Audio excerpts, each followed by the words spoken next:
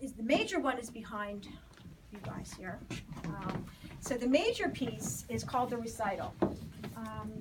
And the recital is dedicated to my niece, Skylar Joy Durr. I had the opportunity to, she is performance piano. And I had the opportunity to attend her recital and her senior recital. And I was so taken by her accomplishments, but I was so taken by the music that I heard also. And watching her play was just so inspirational. So the piece in the center is the solo. And the solo piece, it was the last piece that she played in her performance, and it was a Scherzo number 2 in B flat minor by Chopin. And it was just when you look at the movement, I'm going to step up here, when you look at the movement in this piece, it's very three-dimensional, but it has got so many melodies that are running through it. And this piece required her to use the expanse of the entire keyboard, but it also required her at times to cross her hands. So she was dancing up and down the keyboard, she was crossing her hands, and so there was just movement everywhere. The smile on her face while this was happening was just, I mean, it was like sunshine. Thus the yellow. She was so happy when she was playing this piece, but I also I felt yellow. I don't know why, but I just felt yellow. The second piece is Duet, and Duet is a Spanish dance, opus 12, number 3 in A minor. And I had to really practice saying these names because some of these names are names I'm not familiar with. But this piece was by Moritz Moszowski. And this piece also, again, Duet, the 4 bubbles represent the 4 hands that we're playing. And again, lots of movement, but it was a very calming piece. It was, I would almost call it pastoral. There's no other word. It was very calming. And I saw green when she was playing it. And then the last piece is Quartet, and this is Dance Macabre by Camille Saint-Saëns, and it was so dynamic.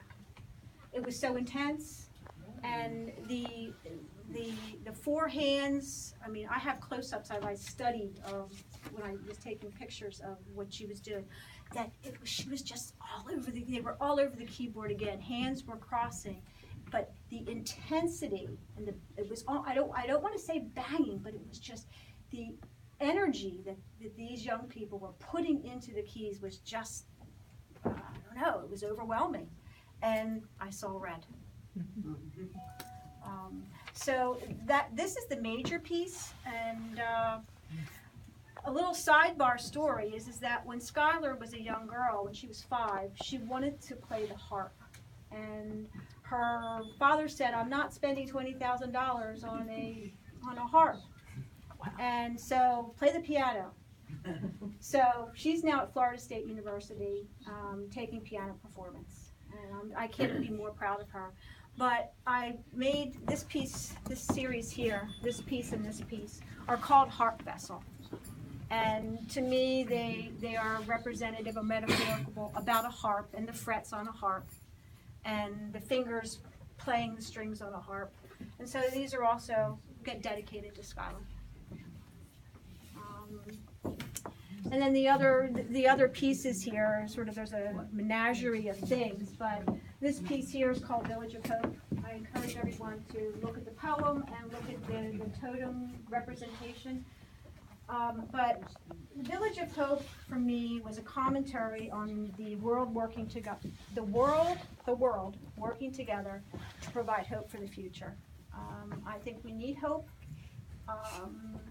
And it's not just sort of regionally or within the United States. I think the world, we just need some hope.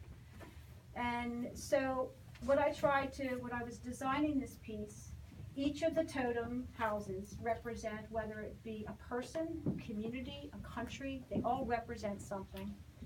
And each of the elements on the totem represents something. We have it displayed, and we don't encourage touching, but I'll touch for you and just share with you that everything on these does move. Everything has a wind element on it, something that moves. But each of these sort of represents, so this is the love totem. This is the integrity totem. This is truth. This is hope. And this is faith. And I could have made lots more totems about things that I think are important, but to me, the most important one is love. We have to have love.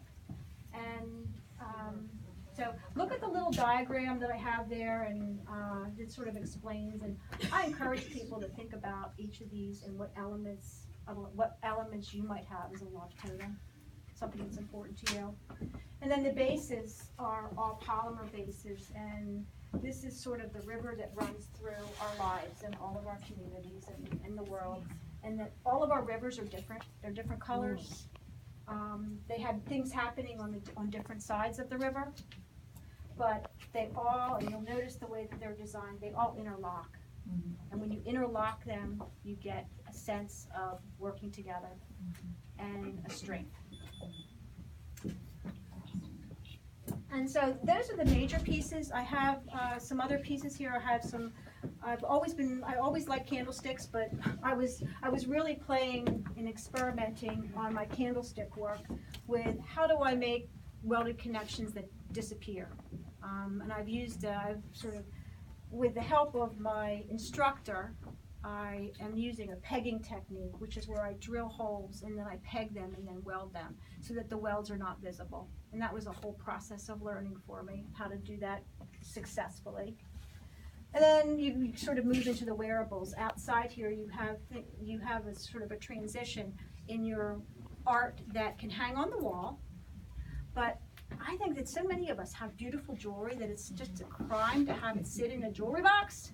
So I've designed all these pieces that the jewelry is removable. So this is a brooch, and you can wear it, but when you're not wearing it, it can hang on the wall, whether it be in your in your dressing room, or I have customers that bought those and don't ever intend to wear the brooch at all. So you've got the large series out here, which is Secret Garden. You've got the series of 6, and then you transition into all of the wearable art, which is really, again, mostly steel. And I've used a lot of piano wire in some of my pieces. The piece I'm wearing is all piano wire. I can't tell you what key it's in, but it's all piano wire. And I use different gauges. I'm experimenting right now with welding all of these connections of the piano wire, which is, again, very challenging because of very easy for your metal to just disappear. You've just melted it away. So with that, I just want to thank everyone for coming and sharing this experience with me. It's really been just great fun. That's all I can say. I've had a lot of fun this year, and I learned a lot. I learned a lot about how to work with the steel and how to work with the polymer, put them together. But I think probably most importantly, I learned a lot about myself. I'm going to cry now. But no, I learned a lot about myself. And Marcia recently posted something which I thought was very interesting, and it was that creativity takes courage. And I have to say that I really like the quote, but I don't know.